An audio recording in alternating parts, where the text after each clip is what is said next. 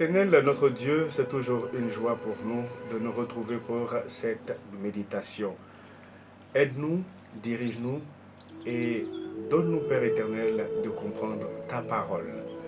Aujourd'hui, nous allons lire Psaume 38, verset 8, qui est intitulé « Nous sommes des personnes importantes aux yeux de Dieu », c'est-à-dire nous sommes des VIP aux yeux de Dieu.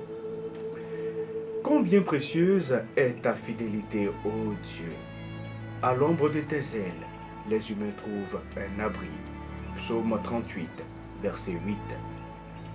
Il nous est arrivé, et il nous arrive encore, de nous trouver dans des situations difficiles, voire inextricables, et cela de notre faute, à cause de notre manque de confiance en Dieu ou de notre impatience ou de toute autre raison.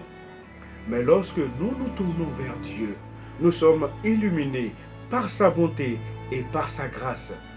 Nous prenons conscience qu'avant que nous crions à lui, il connaît parfaitement nos circonstances et les maîtrise sans défaillance pour notre bien. Bienheureuse assurance, Dieu regarde à notre bienveillance avant que nous regardions à lui. Et c'est au travers de cette expérience que j'aimerais vous faire découvrir la bonté du Seigneur en la faveur d'une dame.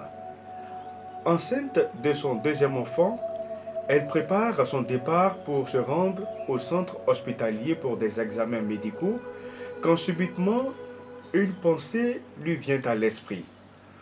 Son époux est parti, omettant de lui laisser de l'argent pour faire le plein de son carburant. Mettant Dieu à l'épreuve, elle décide de partir avec la voiture vide pour se rendre à son lieu de rendez-vous.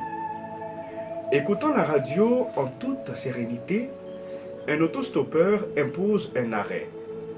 Après quelques secondes d'hésitation, elle décide de s'arrêter. Durant le trajet, une discussion est entamée sur la toute-puissance de Dieu. Et lui de lui poser cette question. « Dites, madame, crois-tu en la toute-puissance de Dieu ?» Elle de répondre avec sourire. « Oui, bien sûr. Et d'ailleurs, la voiture dans laquelle vous vous trouvez n'a pas d'essence. Mais soyez serein. Dieu est Dieu. Il saura prendre soin de nous et nous arriverons à bon port. » Et la discussion allait bon train. En arrivant dans le parking de l'hôpital, ce jeune homme lui dit « Crois-tu que Dieu est capable de faire un miracle maintenant pour toi ?» Elle de répondre par l'affirmative. À cet instant précis, il dépose un billet dans la boîte à monnaie de son véhicule. À peine le temps de réaliser et de parler qu'il l'interrogea. « Ne désires-tu pas connaître mon prénom ?» Un peu surprise par la question, elle répondit « oui », sans trop voir l'intérêt. Et lui de répondre avec douceur « je m'appelle Emmanuel ». Troublée par la situation, elle restait sans voix. Serait-ce un ange? Se ressaisissant et descendant de son véhicule pour interpeller ce visiteur divin, elle constatait qu'il avait disparu dans ce long parking pratiquement vide, laissant derrière lui une femme comblée, heureuse d'avoir cru en la toute-puissance de Dieu.